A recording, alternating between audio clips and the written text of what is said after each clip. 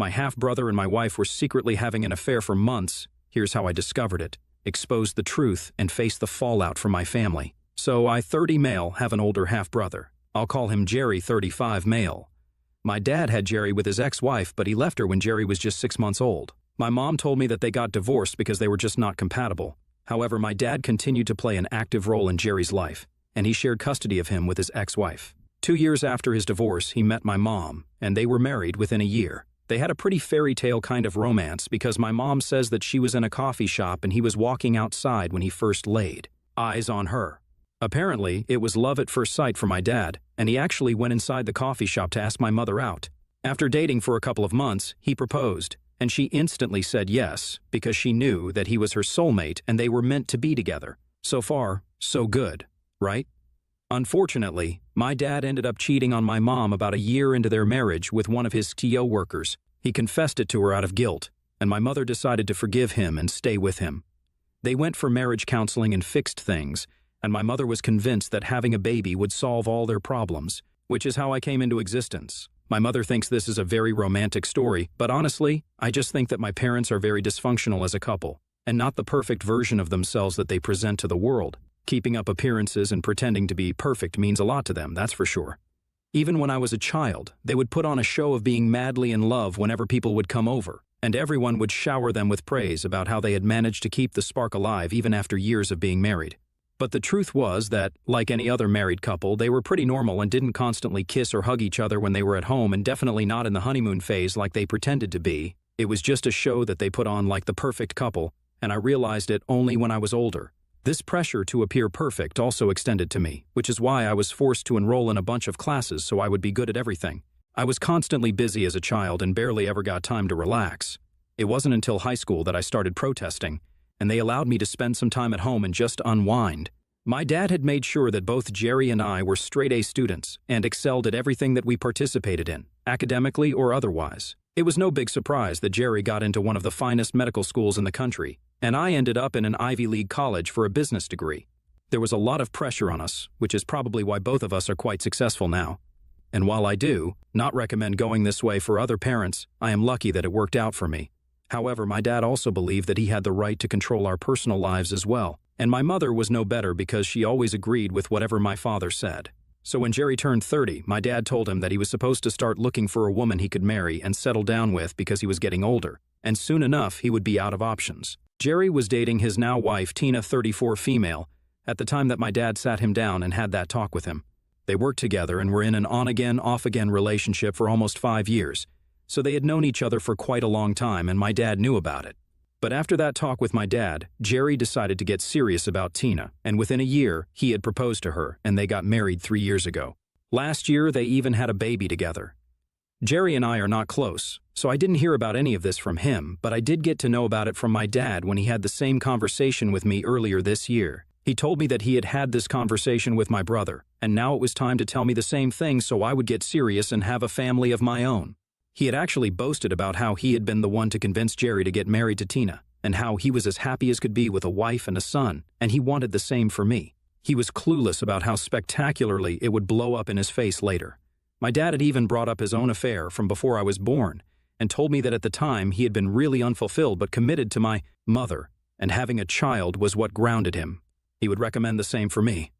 I took whatever he said with a pinch of salt because I wasn't going to let my father give me relationship advice of all things. Lucky for him, he got to believe that he had changed my life as well, because I had been planning to propose to my girlfriend anyway. Carla, F female, and I have been together for the past 3 years and have been living together for 2 of those years. So I'd been planning to propose to her anyway, and 2 months after that conversation with my dad, I finally did it on the day of my birthday and she accepted it. We got married 3 months ago. I thought it was all going well, but obviously, if it actually was, then I wouldn't be here. Carla and I, like I said, had only been married for 2 months. But unfortunately, I had to file for divorce about a week ago after I found out that she had been having an affair with Jerry ever since we got engaged. It was a huge shock to me, and I wouldn't even have found out if I hadn't accidentally stumbled upon her burner phone. I couldn't find a piece of clothing that belonged to me, and I was looking for it all over the house. She was not at home at the time, and I thought that maybe she must have kept it with her own clothes. Accidentally, so I decided to go through her clothes as well. When I was going through them, I felt something in one of the pockets of a particular pair of jeans. I took it out and found another phone. It was not password protected, thankfully, and there was only one text thread on it. I noticed that the phone number looked familiar. Sure enough, it was Jerry's phone number. I was horrified, and yet I continued to scroll up. The chat started about 3 weeks after I had proposed to her, and they were really flirting back and forth like two teenagers. They had confessed that they were in love with each other a few months after our engagement, and both of them were promising each other that they would stick it out no matter what. The plan was to stay with their respective partners until my nephew turned 5 and didn't need his mother as much as he would right now. And then both of them would file for divorce and come clean to me and Tina about the affair. Jerry would get shared custody of his son, and they would leave us so they could be together. I was horrified to read all of that, and even more so when I realized that the two of them were planning to carry on this farce for 5 years. It was deranged, and I immediately started packing my stuff up so I could leave the house. I knew that Carla wouldn't be home until late that day because she was out with her friends, so I took the time and packed all my things that would fit, took as many screenshots as I could of the messages on her phone, and then drove to a hotel a little out of town. I didn't leave any message for her or whatever, I just left the burner phone out on our bed, and I knew that she would know what it meant. I was sick to my stomach because, even though Jerry and I had never been the best of friends, he and I had never really been on bad terms either. From the messages that I had read, I had figured out that he had made a move on Carla literally the night of our engagement. I had proposed on the day of my birthday party, so my friends and family had been there, and Jerry had been there as well because he was still family. Apparently, he had come to her and they had made out in the backyard of our house while I was attending to the guests and socializing with them. I had noticed that Carla had been missing for some time that night, but I didn't think much of it because I just figured that she had probably left to freshen up her makeup or something. But while reading the texts, I realized that they made several references and kept talking about the night of our engagement and their rendezvous. It was disgusting because here I was celebrating us while she smashed faces with my married brother, who also happens to be the father of a child. I called up my lawyer that evening and told him that I wanted to file for divorce, so he had to start preparing the paperwork required. I honestly just wanted to make sure that Carla didn't get anything out of the divorce, like alimony or even a settlement, because I was in a much higher paying position than her and she would definitely try to use that for her own gain. In fact, while reading those texts, I even realized that she was looking down on my profession, saying that she would much rather be with a doctor than with some glorified accountant. For the record, I have my own business, which I started a few years ago with 2 of my business school buddies. I handle the finances, and we are doing pretty well, so I don't understand why she would want to look down upon us when she herself is a corporate employee. I always knew that she was materialistic, but this is just sad. They had made a lot of fun of me behind my back in those texts, and I had started to hate Jerry. So I knew that sooner or later I would tell Tina and make sure that she knew she was married to a nasty, lying cheater and leave him. I was just building up the courage required to do it because I was in a very dark place.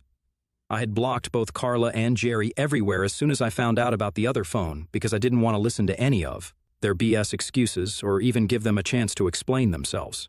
I was just done. 2 days after I had left my house and had moved into the hotel, I had expected that at least one of them would have the sense to apologize so I would go easy on them. But instead, what I received was a phone call from my father on the 3rd day, and he started off by telling me that he had heard about the affair since Carla had found out that I knew as I had left the phone out on the bed, and she had contacted Jerry to talk to him about this because I wasn't answering her calls, and she didn't know where to find me. Jerry couldn't get to me either, so he talked to my dad, and my father finally was able to reach out to me.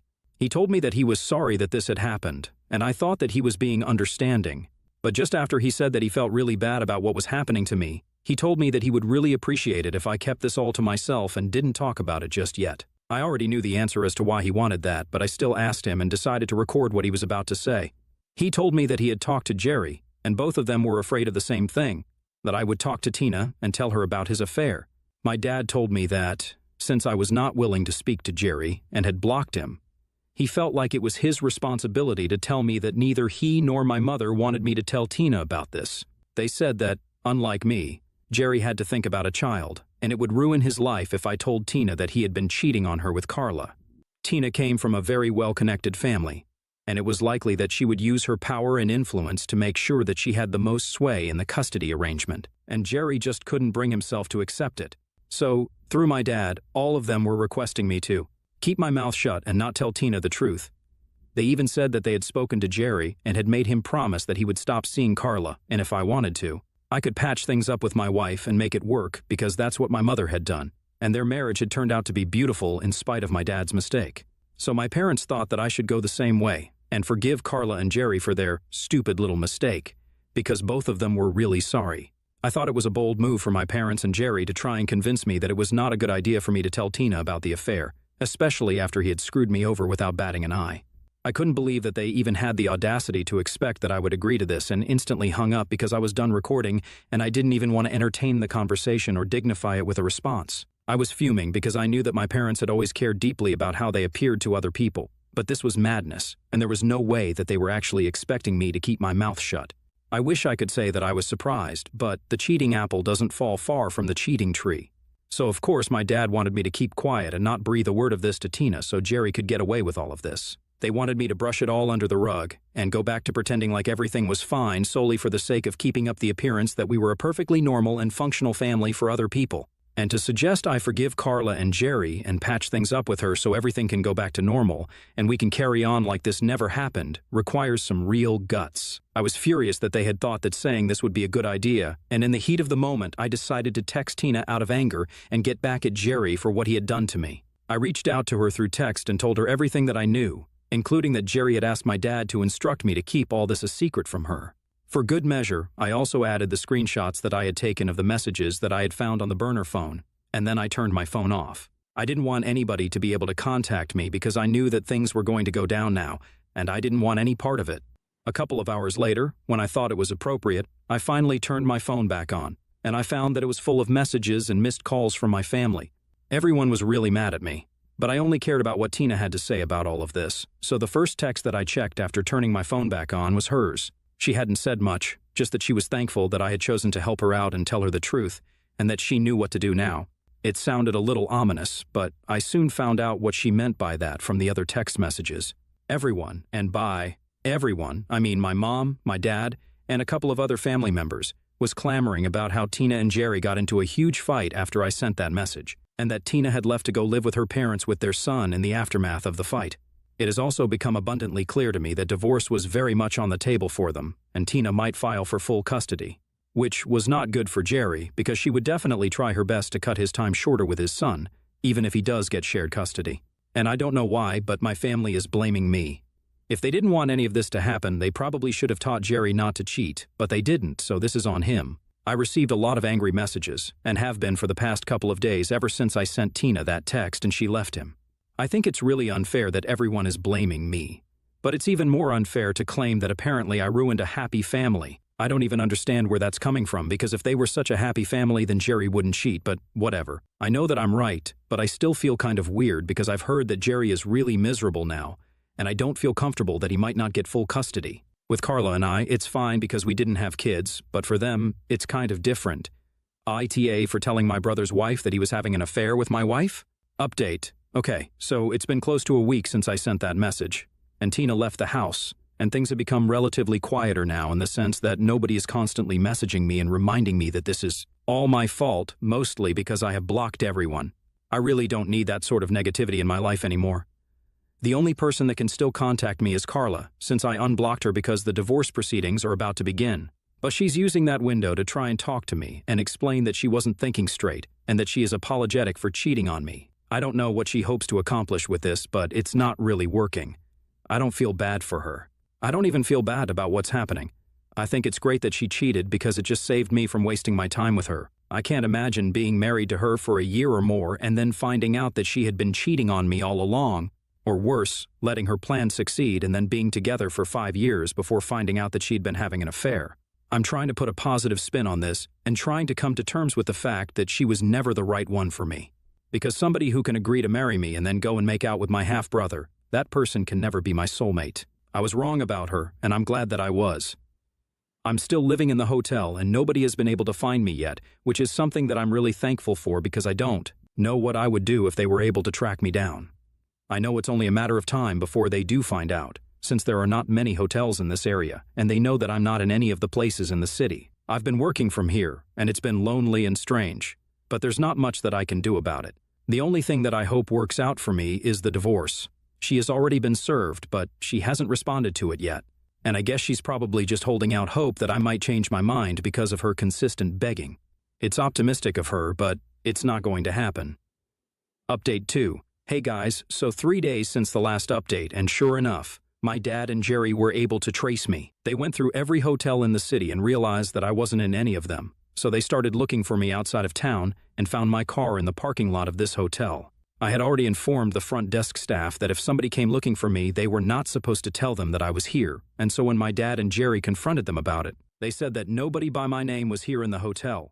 But my dad and Jerry had already seen the car in the parking lot, so they knew that the staff were lying and started throwing a tantrum in the lobby itself. They started screaming and hurling cuss words at other receptionists, and they were forced to calm me down to deal with this mess. Once I came down, security escorted both of them outside, and I went out to talk to them. I had no idea what they even wanted to discuss with me because the damage was already done, and Tina knew the truth. My dad and Jerry told me that they had come up with a solution and a way for me to make up for what I had done. They told me that I was going to be called to testify against Tina in court, and all I had to do was say a few things to make Tina look like an unstable wife and mother, which is why Jerry cheated on her, and that way Jerry would get full custody. They told me that things were not looking good for him because, along with the cheating, Tina also had a lot of other complaints against him that made him look like a bad father. Like he was mostly not at home, but now she knew that he was out with Carla. Then there were other things too, like he claimed that he loved his son, but he would never do anything for him. All the baby duties like changing diapers and feeding him fell to Tina, and no matter how much she requested of him, he would just not do it because he would always claim to be too tired. Not only that, he would also not do any of the chores around the house, and while she had been fine with doing it all herself before the baby, she couldn't do it anymore, and she wanted to just get the heck out of this marriage. And honestly, I don't understand why they thought that telling me this would work. It just convinced me that I did the right thing and that Tina was better off without him. Besides, it was entitled of them to expect any help from me at all after screwing me over, especially when it came to something like this. They wanted me to lie about Tina so that they could get full custody. I mean, it was ridiculous to even expect that I would agree to do it. I told them I didn't want to do it and that they meant nothing to me, so I didn't have to make up for anything. Then I walked away without even bothering to wait for a response because I knew that they couldn't change my mind about this. I also instructed the security person to have them thrown out because I did not want them anywhere near here, and I mentioned how dangerous they were. So that was enough. They got kicked off the hotel property, but I still had to apologize for their behavior. The only reason they didn't get the cops called on them was because the hotel didn't want any bad press associated with them. Otherwise, they definitely would have called the police and had my dad and Jerry arrested. Update 3, so it's been 2 days since Dad and Jerry showed up at my hotel. I haven't heard back from them after that, but Carla has been texting me a lot more now. We have set the date for the first meeting with the court-appointed mediator, and it's coming up in a week. She isn't even contesting the divorce, so I don't know why she keeps texting me. I haven't even opened her chat because I don't have the bandwidth to deal with all of this drama anymore. I know it'll just be the same old "I'm sorry, I shouldn't have done this to you." If you ask me, it's all BS. Because if she really was sorry, then she would have tried to at least make more of an effort to contact me. She would have called me at the very least because she knows that I'm not much of a texting person. Or better yet, she might not have cheated at all if she knew that I didn't deserve this. Up until a few days ago, she was limiting herself to 2 texts per day, but right now she's texting me almost every hour. I just haven't found the energy or mental strength to open the chat and see what she has to say. But I think I'll do it soon because it might be something important. Update 4. Alright, so this update is coming just 2 hours after the last one, and I know it's pretty soon, but I checked the messages that Carla had been sending to me, and I found out that she'd apparently ended things with Jerry. They had a discussion recently, and she found out that, for him, things had been purely physical, and all the promises that he had made to her were all things that he just said for the sake of it. She's obviously very disappointed about it because she, unlike him, was serious about them and had actually started falling for him. She told me that she was sorry about everything that she had put me through and that, to make up for it, she was not going to be contesting the divorce or even trying to get anything, a settlement or alimony, because she knew that she didn't deserve it. So that's one problem solved. At least I won't have to go through some long drawn-out process and fight for myself. I didn't reply to it because I didn't know what to say. It's sad, but she kind of had it coming. What was she even thinking getting involved with a married man with a child, especially when she was getting married herself? It was quite stupid of her, but it all worked out well for me, so I don't have any complaints. I'm honestly glad that I checked out those messages because this just means that I have to work a lot less on the divorce than I thought I would have to. I forwarded all those texts to my lawyer and even saved them as screenshots in case I need them later. Update 5. Hey, so it's been a couple of months since I posted here, but I have been really busy. The divorce and everything took a lot less time once the waiting period was over, and in our state, we only have to wait for 90 days. So once that was over, It was a relatively straightforward process, and Carla only got to keep things that she had bought for herself, while I got everything else. I got the house, so I moved back in. She got her car, and since we hadn't been married for a long time, our finances were separate anyway, so there was nothing to do with that. Jerry and Tina are in the middle of their divorce, and the custody is getting pretty nasty from what I heard.